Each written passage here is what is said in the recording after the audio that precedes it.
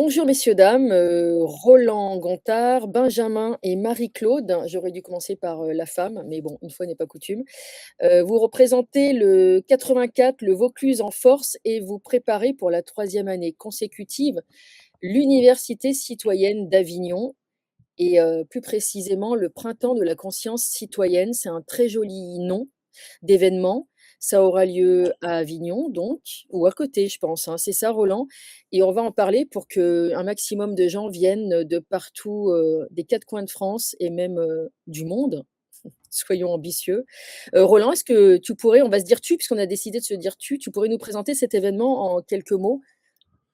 En Si quelques mots, on organise une troisième université citoyenne sur les rouages de la corruption en France, et il y a grand besoin. Ça va se passer le 30 et 31 mai 2026 en Avignon. Euh, on va faire ça sur 2 jours, donc il y aura 4 thèmes. On va en parler un peu plus longuement après pour bien détailler. Nous allons suivre un parcours en 4 temps qui va être de comprendre, de ressentir, dévoiler et agir. Le samedi sera consacré à la compréhension et aux conséquences concrètes, Mmh. et le dimanche sera tourné vers l'analyse des mécanismes et des solutions citoyennes. Donc Roland, je te laisse présenter le déroulé de ces 2 journées, donc qui vont porter sur une thématique, particulière qui est donc la corruption. On peut parler de la corruption systémique. Alors pourquoi la corruption justement? Ce thème, en particulier? Alors, pourquoi la corruption? Parce que le mot, il est souvent utilisé sans être réellement compris. Donc, ce qu'on veut, c'est clarifier la corruption active et passive, institutionnelle, économique, également les cas concrets en France et dans le monde. En fait, l'objectif est de sortir du flou et de permettre à chacun de comprendre les mécanismes. Voilà, un petit Très peu. bien. Benjamin, tu as participé également avec Marie, à qui je vais donner la parole, qui n'a pas pu avoir l'image, mais on a au moins le son. Marie, tu as travaillé sur ces 2 visuels qui sont d'ailleurs très bien réussis. C'est votre troisième année, vous commencez à devenir des professionnels de la communication et de l'événementiel, populaire, on peut appeler ça comme ça, ou citoyen. Je ne sais pas quel est votre terme préféré. Marie, tu veux prendre la parole? Ouais, je dirais plutôt citoyen. D'accord. Merci pour, le cadeau là, avec le programme. On a fait l'affiche aussi et puis on a fait aussi le réel. Mmh. Je vais vous montrer ça au fur et à mesure. Donc l'affiche, il y a d'abord des beaux invités, il y a du citoyen éclairé. Tu peux nous en dire plus sur le programme, la structure, comment vous avez procédé finalement? Eh bien, ça commencera tout le matin, l'après-midi, sur les 2 jours, Mmh. il y aura 2 conférences en fait par jour et ça commencera, justement par, qu'est-ce que c'est la corruption? Puisque, faut démarrer quelque part et puis ça sera suivi d'un atelier pour pouvoir mettre, plus en évidence et pouvoir s'exprimer, créer du lien. Mmh. Donc voilà, le gros c'est ça et après on aura un repas citoyen, il y aura une soirée festive, mais tous les jours, toutes les après-midi et jours, c'est exactement la même chose, en fait. Il y a une conférence, un atelier, puis un moment pour pouvoir, créer du lien, discuter, Donc il y a de la théorie, il y a de la pratique, il y a des parmi les invités, il y a des intellectuels, des lanceurs d'alerte, des médias indépendants. Il y a quand même du beau monde, Maître Roland Sanviti, Gilles Raveau, Chloé Framery, Romain de chez Nexus, média indépendant et ami, Michel Maffezoli, voilà, intellectuel, auteur, écrivain. Il y aura Alexis Poulain du Monde Moderne et il y aura des artistes que moi j'appelle les artistes libres, Stéphane Cuvelier, l'humoriste et l'excellente chanteuse Ingrid Courrèges. Et le lendemain, je vais le montrer à l'écran, le lendemain, attention, voilà. Le lendemain, nous aurons la psychologue Marion Saint-Michel, nous aurons l'agricultrice Kyria, également artiste, l'indépendant, journaliste Nicolas Vidal et il y aura Toxin représenté par Alexandre Langlois, Armelle Lecause, Jean-François Noubel, Léo Giraud, alors ça c'est plutôt les ateliers constituants, on est d'accord? Et il y aura André Berkoff, figure de chez Toxin. Je vous laisse prendre la parole, Benjamin peut-être, qu'on n'a pas entendu. Oui, alors pour revenir un peu sur la généralité en fait de l'événement, le but de notre collectif du coup, c'est vrai qu'on n'a pas trop parlé là, qui s'appelle Convergence citoyenne du Sud. À l'origine, on l'avait créé pour essayer de faire converger les différentes forces militantes, associatives, les collectifs de citoyens pour essayer de faire unité, ce qui est un peu le grand maître mot, je dirais dans l'opposition à tout ce que sont nos décideurs et les décisions qu'ils prennent, qui nous font subir. Donc on essaie de s'unir et donc on avait monté ce collectif pour ça. On a essayé de le faire localement dans un premier temps avec les corporations qui ont un peu pignon sur rue, là, que ce soit les assos ou les syndicats, voire Mmh. certains partis, mais plus des représentants de partis locaux que des partis, comme on peut l'entendre au sens plus national et général.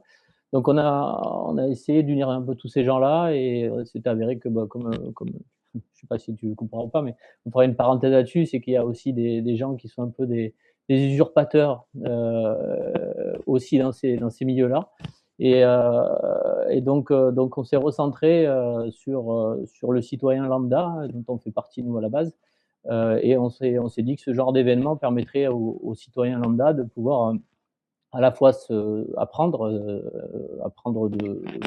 échanger et aussi d'être actif à sa manière.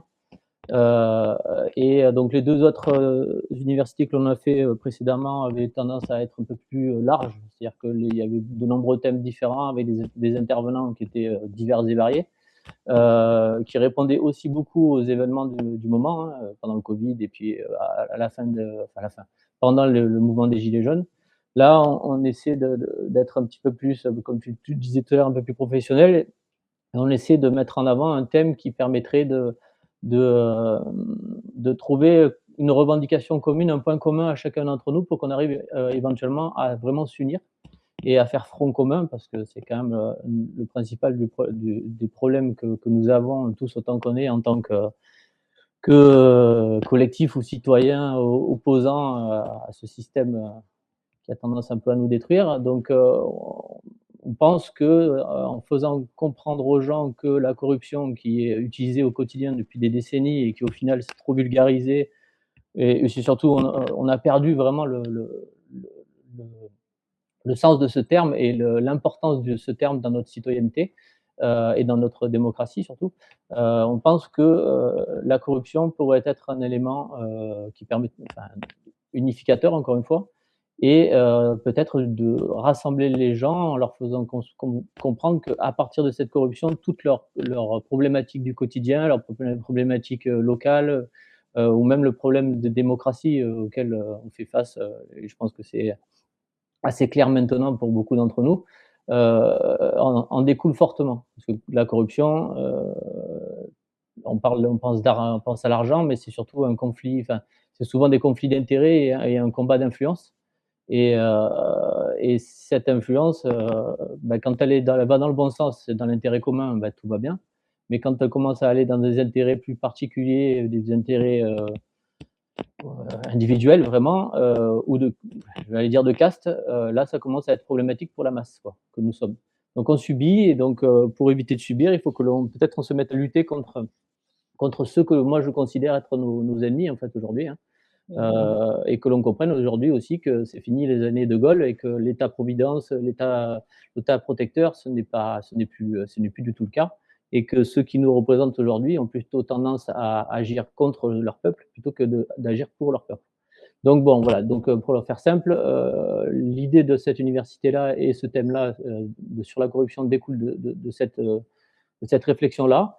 Et donc le déroulement de tout le week-end, donc tout est en lien, c'est-à-dire que chacun des thèmes sont articulés les uns après les autres de telle manière à ce qu'on arrive à partir de la base, donc la définition de la corruption, pour en arriver à des solutions, à proposer des solutions. Alors il y en a peut-être, il y en a beaucoup, j'imagine, je suppose, plein de gens qui essayent dans leur coin. Quelles sont les bonnes, on ne sait pas, mais dans tous les cas, c'est de les faire connaître et d'essayer de les mettre en avant et de les mettre en pratique aussi. Donc le déroulement des 4 thèmes et des 4 conférences qui vont se découler sur les 2 jours, c'est une articulation comme une dissertation qui va débuter par une conclusion avec des paragraphes de développement et puis une conclusion. Voilà, Très bien. ça. Donc l'idée, c'est de créer un maillage national, de faire se rencontrer des gens qui habitent, dans des régions très, distantes, éventuellement. Vous avez des gens qui viennent de loin et vous arrivez aussi à déboucher sur des actions locales? Alors ça fait 2 questions en une, Roland, par exemple.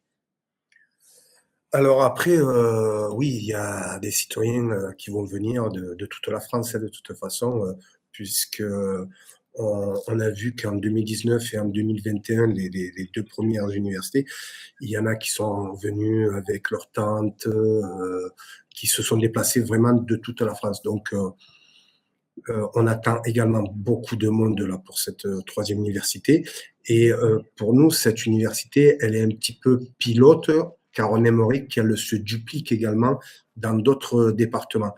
Voilà. En fait, on aimerait aider d'autres collectifs à pouvoir en organiser chez eux également, quoi. Mmh. Vous êtes une équipe de combien? Bon, oh bah, là, on est 4, mais Ah, c'est depuis le début, on est 3 au départ, on était 3, maintenant on est 4. Et voilà, Roland et Ben, ils s'occupent beaucoup des intervenants Mmh. et moi, je m'occupe plutôt des ateliers, des stands et du graphisme. Et c'est la 3e année, hein, c'est ça? C'est ça. On va essayer de voir, vous avez fait aussi une espèce de bande-annonce, si je ne m'abuse? Un teaser. Un Teaser, ouais. teaser, ouais. Un Pour le dire teaser. à l'anglaise. Il est assez beau. C'est celui-là ou je me trompe pas? Ça, c'est le premier. Et il y en a eu un autre il y a pas longtemps. D'accord, alors attendez.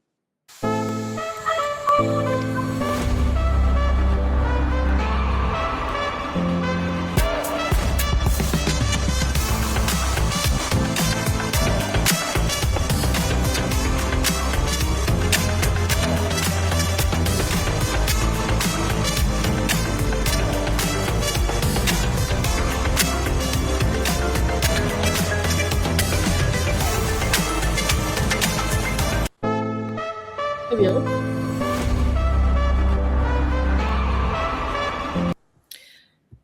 Parfait. Il y en a un deuxième, vous dites, hein, qui a été Ouais. fait?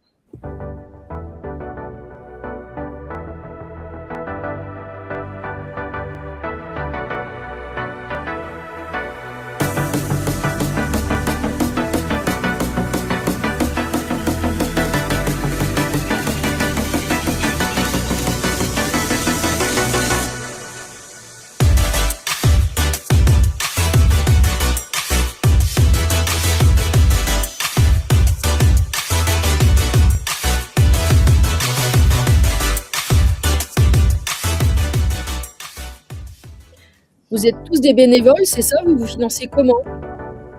On s'autofinance. Oui. Autofinancé? Oui. D'accord. Donc Et on vous êtes essaie. rencontrés pendant, le Covid, j'imagine? Oh non, c'était bien Non. avant. Avant. Les gilets jaunes. C'est ça. Vous êtes des gilets jaunes? C'est comme ça qu'on s'est rencontrés, en tout cas. Oui. Qu'est-ce que vous pourriez dire aux auditeurs pour leur donner envie de venir, de prendre le train? On peut prendre le train jusqu'à Avignon?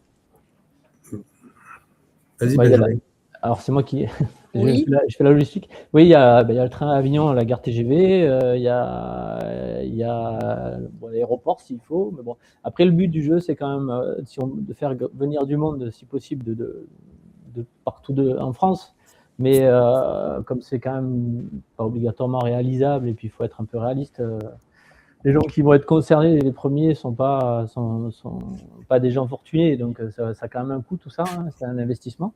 Donc c'est pour ça que tout à l'heure, je reviens un peu là-dessus, Roland disait, notre objectif, c'est quand même, dans le projet, c'est de faire en sorte que tout ce que l'on fait aujourd'hui puisse être retranscrit et réutilisé ailleurs, de telle manière à ce que les gens ne viennent pas à nous, mais que notre projet aille chez les gens.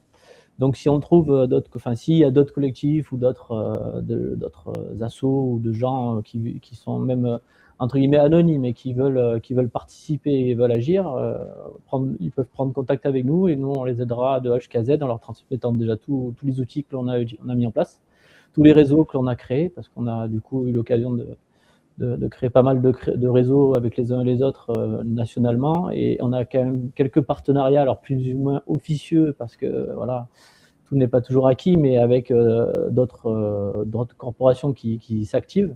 Donc l'idée, c'est quand même voilà, d'essayer de faire en sorte que ça puisse se reproduire, pourquoi pas dans tous les départements ou dans toutes les régions à minima, et que ça devienne un peu viral, je dirais, et que ce sujet qui est quand même vital, le sujet de la corruption, puisse arriver aux oreilles de beaucoup d'entre nous, quoi, et pourquoi pas devenir notre principale revendication, plutôt que de revendiquer un litre d'essence à 1,50 €.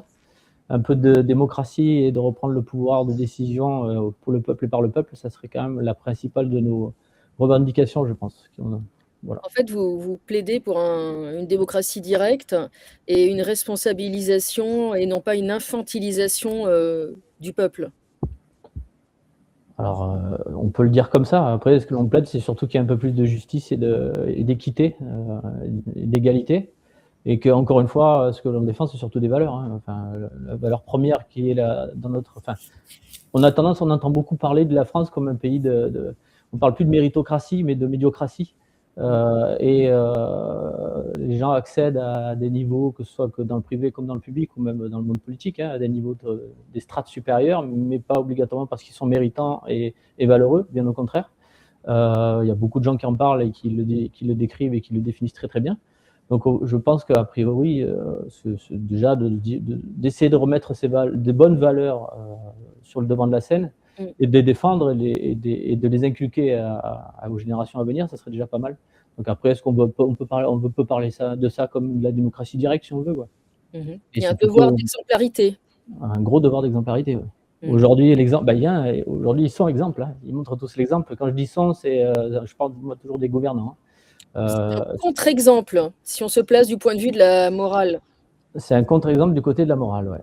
Par contre, en termes de réussite, ce qui est quand même le maître mot de beaucoup d'entre nous, malheureusement, ils sont le bon exemple, parce qu'eux réussissent, là où ceux qui sont plus méritants, soit galèrent, soit ne réussiront jamais ou ne perceront jamais, quoi. On parle d'une réussite matérielle. Très matérielle, c'est ça.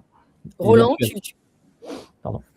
Moi, je dirais que la corruption s'installe partout en France, et c'est terrible pour notre société.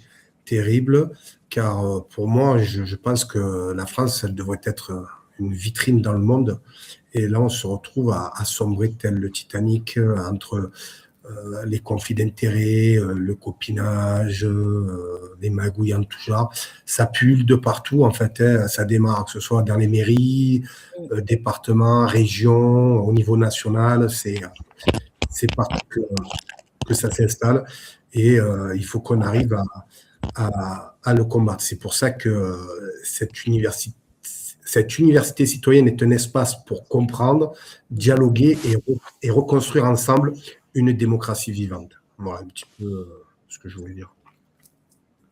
Vous parlez de la pédocriminalité aussi, Roland, j'imagine. Ça, c'est encore un autre débat, puisque c'est vrai qu'on en entend beaucoup parler. Pour l'instant, il faut voir un petit peu comment ça se passe, puisqu'il y a cette affaire Epstein, c'est vrai.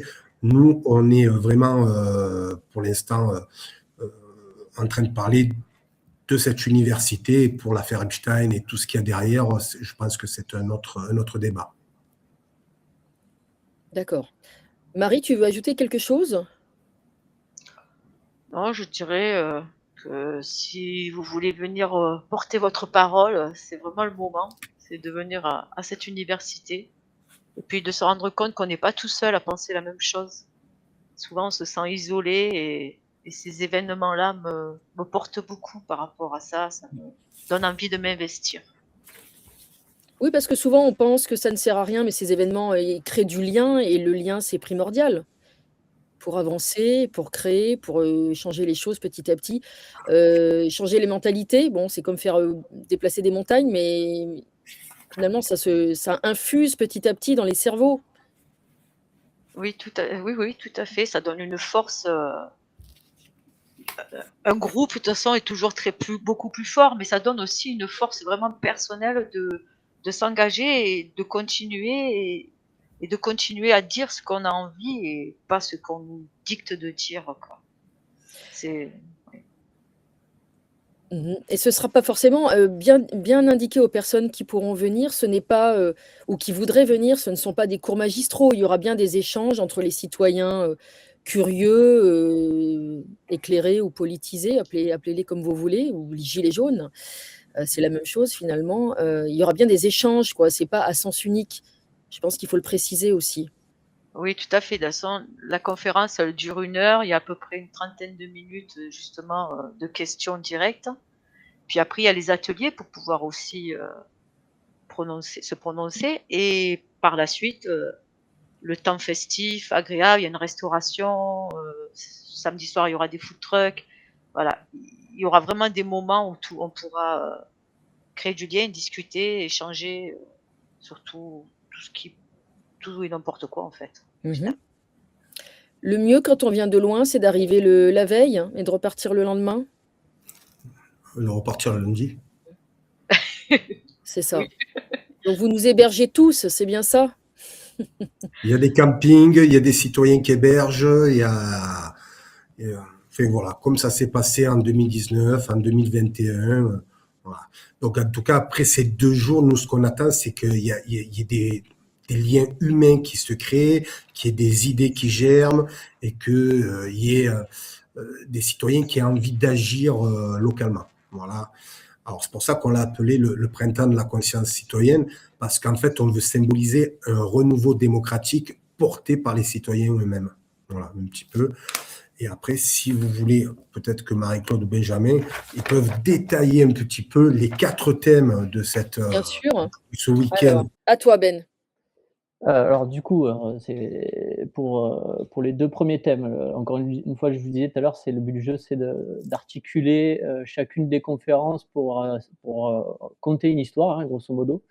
Donc il y aura obligatoirement un lien d'une conférence à l'autre, il y a un cheminement logique. Donc le premier, c'est une sorte d'introduction, je dirais, donc la définition de ce qu'est la corruption, au sens large du terme, avec, on a aussi la volonté de remettre un peu, de civisme un peu dans ce thème-là, à savoir, aussi présenter le rôle de chacun que ce soit le citoyen, la gouvernance et représenter ce que c'est que que l'État, et la cité. Parce que c'est vrai qu'on n'a pas allé précisément dans le terme, mais la corruption, en fait, quand on parle de corruption, c'est de la corruption d'État, surtout, avant toute chose. Euh, c'est pas une corruption locale obligatoirement, de quelqu'un qui vendrait des tapis ou je ne Mmh. sais quoi. Enfin bon, voilà. Donc c'est plutôt une corruption d'État. Encore une fois, l'objet est quand même de montrer que notre démocratie est en danger, que l'état de droit est en danger et d'essayer d'expliquer que une des grandes causes de ce danger vient de cette corruption. Donc ça, c'est le premier thème. Le second thème, c'est donc les conséquences, de faire le lien de cette corruption sur les conséquences sur notre quotidien, donc sur notre société, hein, de manière assez large. Donc là, on avait ciblé quelques exemples, que ce soit les problèmes dans les hôpitaux, enfin bon, la dégradation de la santé, la dégradation de l'éducation nationale, les problèmes environnementaux, etc. Et pour cela, on essaiera d'axer ce thème-là sur la corruption économique surtout. Et donc du coup, tout cet argent public et tout ce manque à gagner qui ne va pas inévitablement dans les caisses des services publics et qui se retranscrit par un déficit complet, autant local que national du contrat social, quoi. Mmh. Ça, c'est pour les 2 premiers thèmes. Mmh. Après le 3 et le 4, je sais pas si Marie ou tu veux les expliquer? Alors, Ou tu veux que je garde la main, Marie? Dis-moi. Garde la main, tu es bien lancé. Je suis bien lancé. Bon, OK. Donc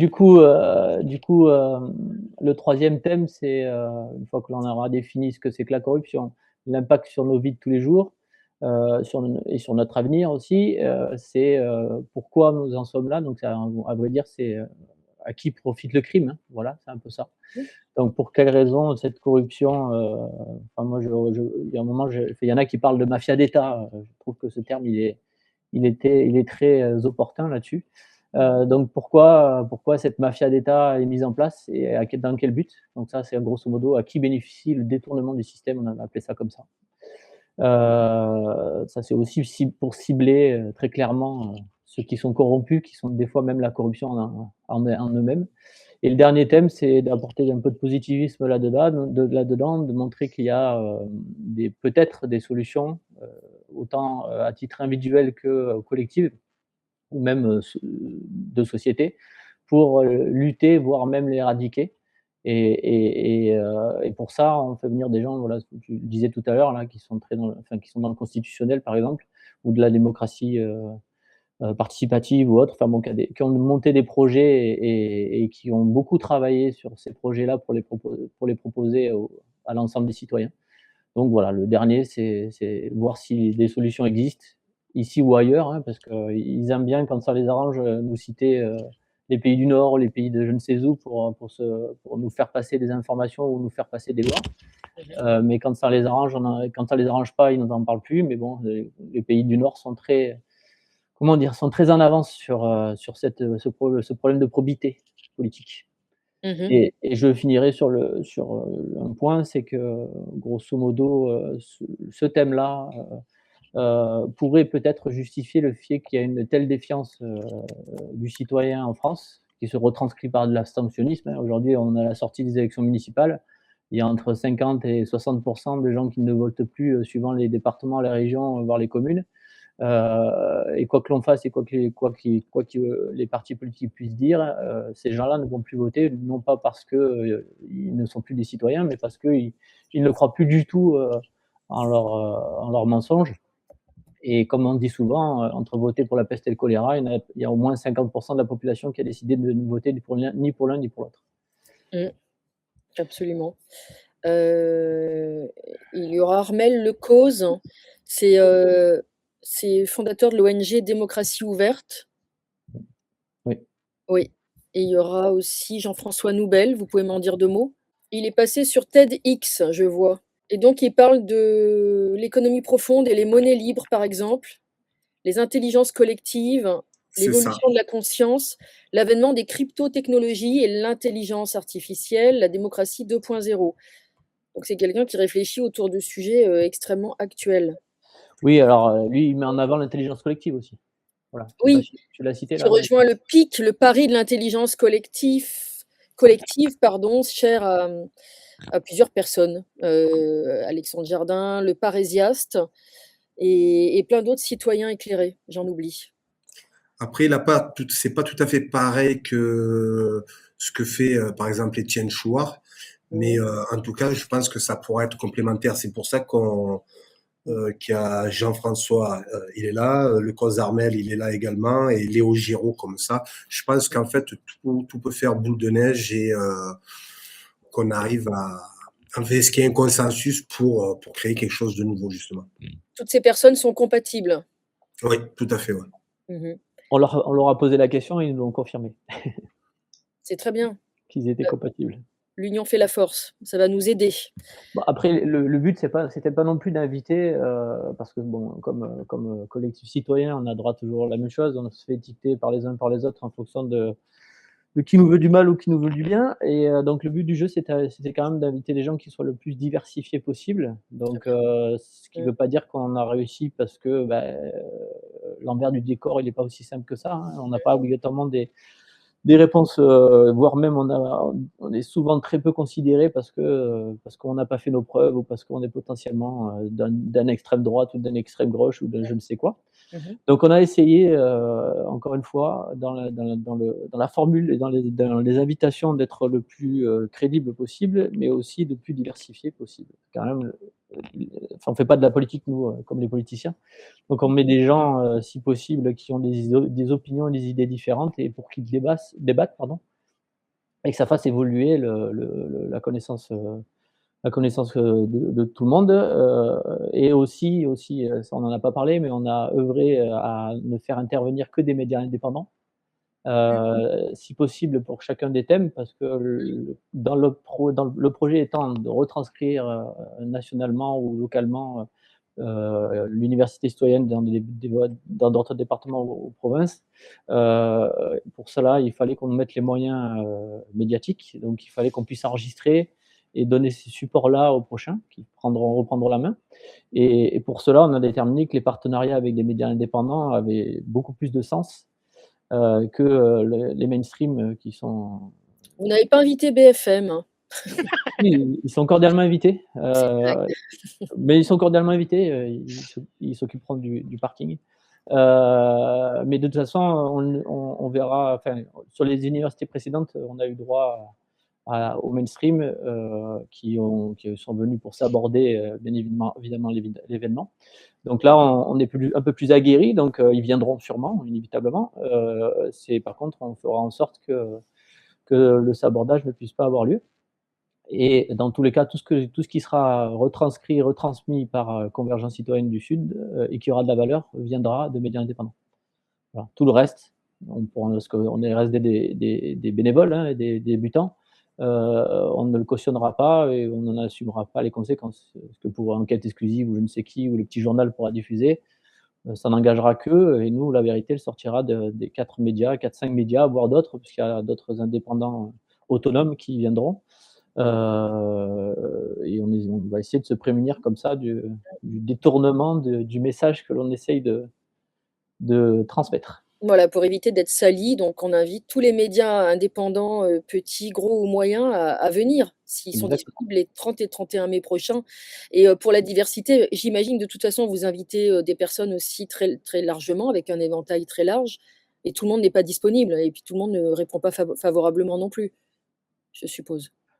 Alors Roland maîtrise plus le sujet parce que pour le coup, c'est plus Roland qui a Mmh. qui a travaillé là-dessus. Mais de manière générale, il y a des gens qui sont très étiquetés et qui nous voient d'un très mauvais œil.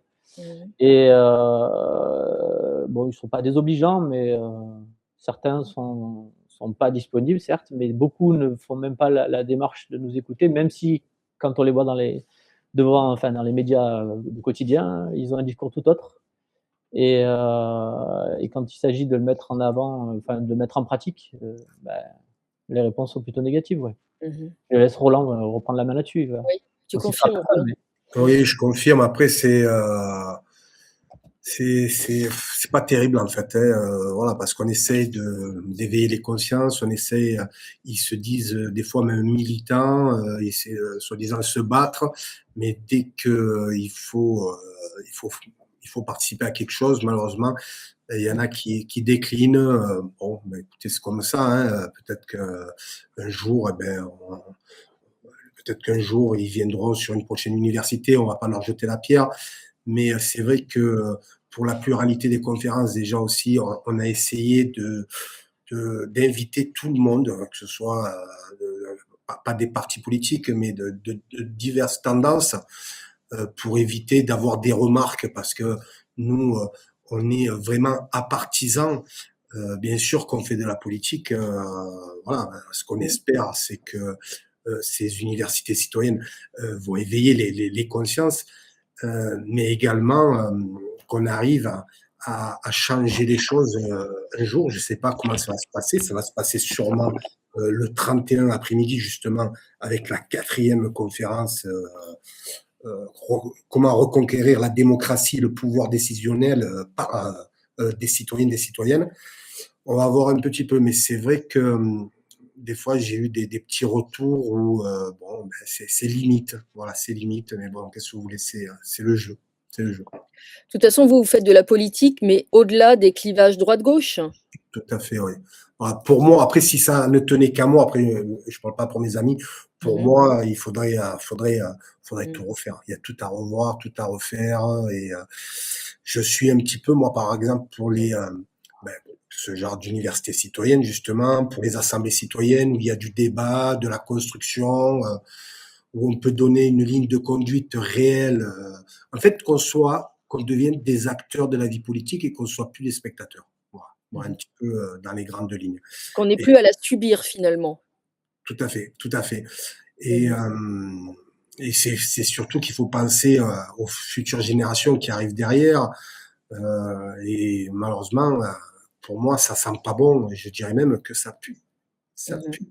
Voilà. Vous faites Donc, ça aussi pour nos enfants à tous. Donc vous œuvrez pour le bien commun réel. oui, après, est-ce que tout le monde est capable de le comprendre?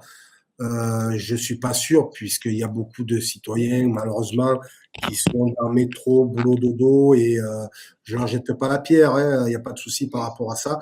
Et nous, on veut essayer de toucher tout le monde, justement, pour leur expliquer, pour leur faire comprendre aussi, leur faire voir ce qui se passe réellement en France. Mmh. Et que si on veut redevenir, on va dire, une vitrine dans le monde, ben, il va falloir passer par de la démocratie directe, par des temps de parole, des, des universités, enfin tout ce qu'il y a, tout ce qu'il faut faire en tout cas pour y arriver. Il va falloir apprendre à être moins passif face à l'exercice du pouvoir finalement et aussi à vouloir savoir. On peut dire ça, oui, tout à fait. Savoir. C'est important pour que les jeunes générations, en tout cas, puissent essayer de comprendre un petit peu ce qui se passe réellement en France. Parce que beaucoup font la politique de l'autruche, malheureusement, et on veut faire confiance à un gouvernement, et normalement, ça devrait être le cas. En fait, normalement, on devrait faire confiance à un gouvernement. Malheureusement, on voit bien que la corruption s'installe partout et qu'il y a de plus en plus d'affaires qui sortent, que ce soit l'affaire Sarkozy, mais même tout ce qu'on a hérité de nos parents, de nos grands-parents, toutes ces entreprises qui ont été vendues à des, euh, on va dire, à d'autres pays ou qui ont été délocalisées. Enfin, voilà, tout ça derrière, il y a, alors peut-être pas partout, mais il y a beaucoup de corruption, de magouilles en tout genre derrière. Et il faut absolument que toutes ces personnes puissent se rendre des comptes du détricotage de notre pays. Très bien. Je peux, messieurs, vous laisser la parole et laisser le mot de la fin à Marie? Oui, tu veux on commence par la fin ou on amène la Ah, fin? comme vous voulez. Benjamin, si tu veux. Ne ouais, je voulais juste rajouter une chose, parce que la question sera posée ou les gens vont peut-être être étonnés, mais on a pas d'association anticorruption, dans le panel de gens invités ou de partenaires. Il y a Non. Anticor, hein, vous n'avez pas réussi à avoir Anticor. Alors justement, j'allais venir, il y en a en fait, il y en a 2-3 qui sont connues, parce qu'elles ont les agréments nationaux, mais il y a aussi des associations locales que j'ai envie de mettre en avant, même si, bon, là, j'ai un autre avis personnel par rapport aux échanges que j'ai pu avoir, mais on a des associations comme SOS Corruption 13, par exemple, à 13 pour les Bouches-du-Rhône, qui est actif, très active, et très sérieuse, qui en fait sont des émanences d'Anticor, hein. C'est des anciens Anticor qui ont créé localement leurs propres assos. On a une asso qui est sur Salon de Provence qui s'appelle Éthique Pôle, qui est aussi très active, mais sur les dossiers de corruption d'État, enfin pas d'État, mais de public, donc des Mmh. projets publics sur des Les marchés collectivités, et publics. cetera. Mmh. Marchés publics, voilà, merci. Après, on a bien évidemment essayé de contacter Anticor, parce qu'on est bien en lien avec Philippe, Pasco. Très bien. On Mmh. travaille aussi avec lui, qui pourra pas être là parce qu'il a d'autres obligations personnelles. Mmh. Mais bon, malgré tout cela, mais on avait la volonté d'eux, mais on n'a pas réussi. Bon, on va pas rentrer dans le détail là, mais bon, voilà. Ils ont au moins mérité d'exister, parce qu'ils sont bien évidemment critiqués et critiquables, parce que nul n'est parfait, surtout quand, on se bat, enfin ils essayent de se battre et de lutter contre ce fléau qui est quand même très, très puissant. Mais on les a pas à côté de nous, donc ça c'est un peu, regret qu'on peut avoir, je pense tous les 3, hein, parce que ça c'est aussi, l'un des buts de notre initiative, c'est de mettre en avant les initiatives des autres aussi, de les faire connaître. Et malheureusement, bon, ben voilà, ils n'ont pas joué le jeu. Peut-être que si notre vidéo là, ils la voient, ils changeront d'avis. Mais bon, voilà. Et donc voilà, je dis pour finir aussi pour l'histoire, on a des partenaires ou d'autres intervenants, d'autres collectifs qui vont aussi être sur le site pendant ce week-end-là, parce on leur propose de mettre en place des stands où ils vont Super. pouvoir promouvoir leurs initiatives, que ce soit local, départemental, national, régional, international, enfin voilà, c'est en fonction du réseau que l'on a tissé et puis des gens que l'on considère être valeureux aussi. Donc on leur propose, parce qu'on ne peut pas avoir 12 millions de conférences, on ne peut pas faire ça toute l'année, parce qu'il y aura une matière à, mais on leur propose une place aussi. Donc de la même manière, si des gens se sentent concernés ou ciblés ou dans la petite description que je viens de faire, ils peuvent prendre contact avec nous et puis si on peut, on fera. Ça leur permettra de se montrer et de venir. Mmh. Je mets en lien tous les en descriptif. Dans le descriptif, je mets tous les liens utiles. OK, super et après aussi, enfin, on est dans une initiative solidaire, hein, donc tu disais tout à l'heure, pour venir, pour se loger et cetera, on essaie d'être le plus facilitateur possible. Donc c'est-à-dire que si les gens ont besoin de se loger ou de se déplacer, enfin de faire du covoiturage ou je ne sais quoi ou de trouver des gens pour les accueillir, on peut aussi servir de relais. Parce que l'idée encore reste l'idée principale, ça reste quand même de pouvoir permettre à tout le monde de venir et d'y participer, quoi. Donc si on peut aider dans la mesure de nos moyens, hein, parce que là on est 3-4 comme disait Marie, mais en fait on est plus nombreux. Les autres ils sont en seconde vague, je dirais. Ils seront plus dans la logistique et dans l'entraide. Donc voilà, on a quand même des moyens humains derrière pour pouvoir, si possible, être aussi dans l'entraide. Voilà. Très bien. Voilà, Je voilà. donne le mot de la fin à Marie. L'idée donc, c'est de donner des idées d'organisation sur le même modèle que le vôtre finalement dans toutes les régions de France et même au-delà d'ailleurs, pourquoi pas? Soyons fous. Donc avec le 84 en force qui donne l'exemple. N'est-ce pas Marie? Oui, attendez, excusez-moi. Oui, oui, tout à fait, vous avez en force, ouais, surtout, en lien tous ensemble et peu importe nos différences, on a le même but donc allons-y et n'ayons pas peur, que ce soit d'un événement ou d'aider l'autre ou son voisin, voilà parce que et puis porter sa parole, quoi. Mmh.